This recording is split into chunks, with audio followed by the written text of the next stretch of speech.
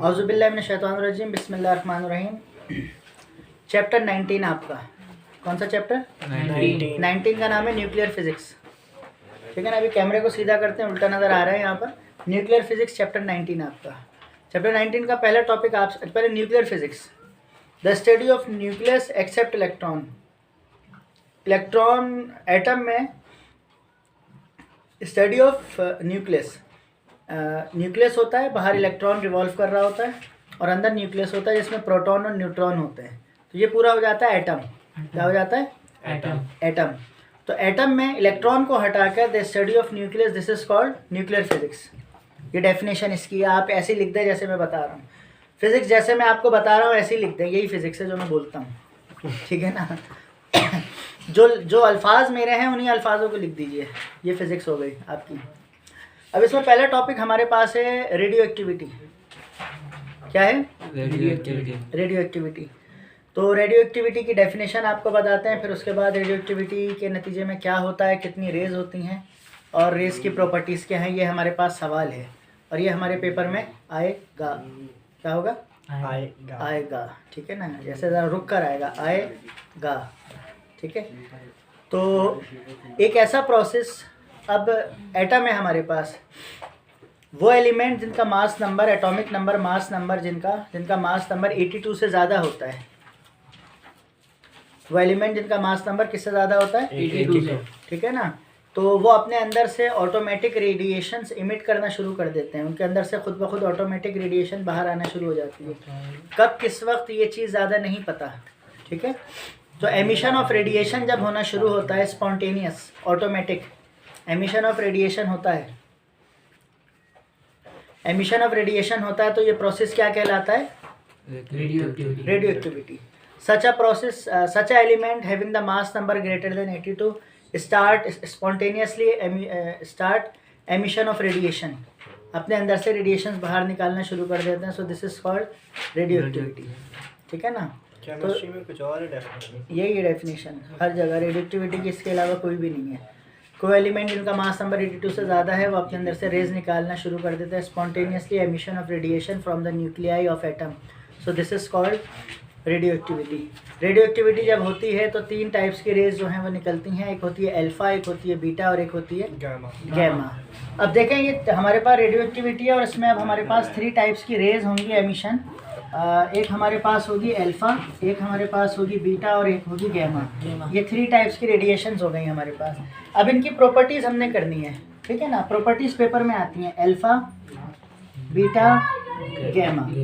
ठीक है भाई। अब बुक से भी आप कर लीजिएगा जो आपने करनी है, लेकिन थोड़ी सी लॉजिकल यहाँ सुन लें। अल्फ़ा के ऊपर होता है डबल पॉजिटिव चार्ज। ठीक है, इसलिए इसको कहते हैं हीलियम न्यूक्लियस। बीटा के ऊपर होता है नेगेटिव चार्ज, इसको कहते हैं इलेक्ट्रॉन। और गैमा होता है न्यूट्रल। गैमा होता है न्यूट्रल, इसके ऊपर कोई चार्ज नहीं होता, इसका चार्ज 0 होता है। बेटा खामोश बैठें। अल्फ़ा पे डबल पॉजिटिव चार्ज, इसके ऊपर नेगेटिव चार्ज और इसको ये होता है न्यूट्रल। तो एक प्रॉपर्टी हो गई। ठीक है। अच्छा, ये पॉजिटिव हो गया, ये नेगेटिव हो गया, ये न्यूट्रल हो गया। जब ये पॉजिटिव है तो सबसे हैवी है,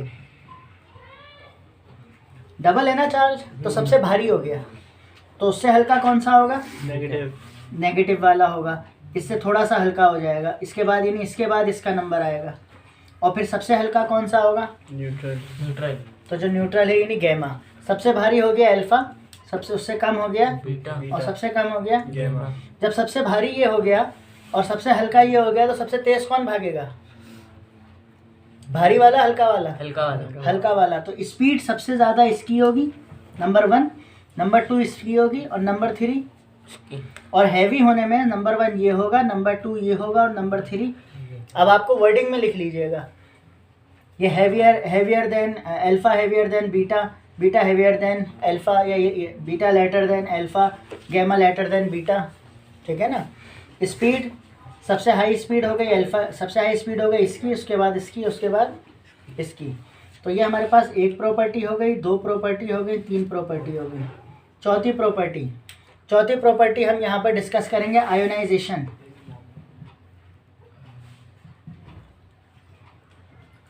आयोनाइजेशन पावर। आयोनाइजेशन का मतलब ये होता है कि ये तीनों रेज जो हैं जब न्यूक्लियस से टकराएंगी तो कौन सबसे ज़्यादा इलेक्ट्रॉन निकालेगी और कौन कम निकालेगी, ठीक है ना।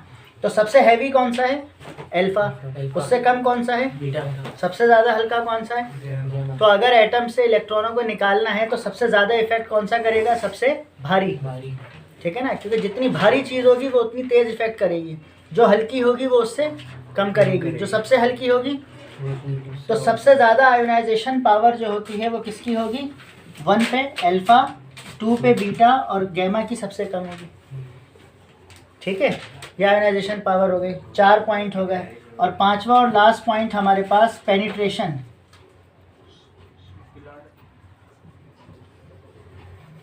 पेनिट्रेशन का मतलब सरायत करना, जज्ब होना, सरायत कर जाना। फोम है, फोम के अंदर पानी डालो तो अंदर चला जाएगा ना, तो ये पेनिट्रेट हो गया अंदर। तो सबसे हल्की चीज़ सबसे आसानी से पेनिट्रेट करती है, दूसरी चीज़ उससे कम करती है और तीसरी चीज़ सबसे कम करती है। तो सबसे ज़्यादा पेनिट्रेशन पावर किसकी हो जाएगी, अल्फा की, उसके बाद बीटा की और उसके बाद गैमा की। उसके बाद मज़ीद इसकी प्रॉपर्टीज़ आपके पास बुक में लिखी हुई हैं। वेलोसिटी भी एक पॉइंट बन जाएगा। वेलोसिटी अगर मैं बनाऊँ यहाँ पर छठा पॉइंट, वेलोसिटी सबसे ज़्यादा स्पीड किसकी होगी, सबसे हल्के की। नंबर 2 पे ये आ जाएगा, नंबर 3 पे ये आ जाएगा, ठीक है ना।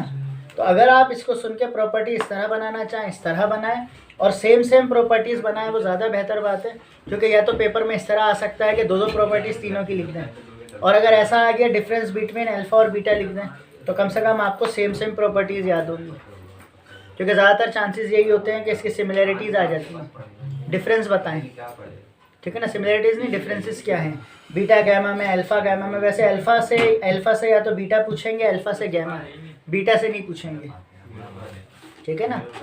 तो ये हमारे पास रेडियो एक्टिविटी और रेडियो एक्टिविटी का पूरा प्रोसीजर। वो एलिमेंट जिनका मास नंबर 82 से ज़्यादा है वो स्पॉन्टेनियस एमिशन करते हैं अपने अंदर से। तो ये स्पॉन्टेनियस एमिशन का जो प्रोसेस होता है this is called radio activity. Radio activity के नतीजे में अल्फा बीटा गैमा रेज निकलती हैं जो नज़र नहीं आती, ठीक है ना।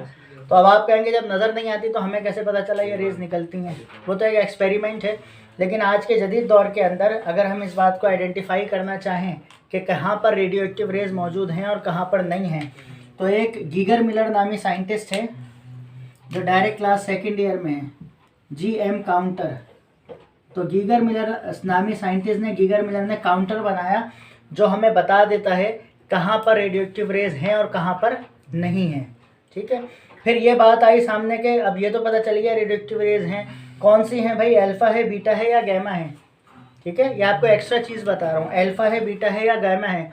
तो इस बात को आइडेंटिफाई करने के लिए एक और साइंटिस्ट था विल्सन, इसने एक क्लाउड चैम्बर बनाया, क्लाउड चैम्बर। इसके ज़रिए हमें पता चला अल्फ़ा रेस कौन सी होती हैं, बीटा कौन सी होती हैं और गैमा। क्योंकि इसने जब एक्सपेरिमेंट किया तो इसके एक्सपेरिमेंट से हमें पता चला कि जो अल्फ़ा रेज होती हैं वो सबसे लंबी लाइनें आती हैं, बीटा रेस की कटी कटी लाइनें आती हैं और गैमा रेस के डॉट आते हैं खाली। ये अल्फ़ा बीटा गैमा रेस का डिफरेंस होता है, ये अल्फ़ा का स्ट्रक्चर है, ये बीटा का, ये गैमा का, ठीक है ना। तो सबसे लंबी लाइफ जो है वो अल्फ़ा की है, उससे कम लाइफ जो है बीटा की है और सबसे कम लाइफ जो है वो गैमा की है। हवा में या किसी गैस में या किसी भी न्यूक्लियस के अलावा कहीं भी सबसे लंबी लाइफ अल्फ़ा की है, बीटा की है, गैमा की। और अगर आप कभी ये शो करना चाहें the life of alpha as shown in figure, इस तरह बीटा गैमा ये भी आप शो कर सकते हैं, ठीक है ना। तो ये एक ऐसा इंस्ट्रूमेंट जिससे आइडेंटिफाई करते हैं कि रेडियो एक्टिव रेज प्रेजेंट और नॉट, ठीक है ना, मौजूद हैं या नहीं है। और identification which ray is present, alpha beta gamma, तो किससे करते हैं, विल्सन क्लाउड चैम्बर से, ठीक है ना। तो उम्मीद है आप लोगों को कुछ तो समझ आया होगा। अल्लाह हाफ़िज़।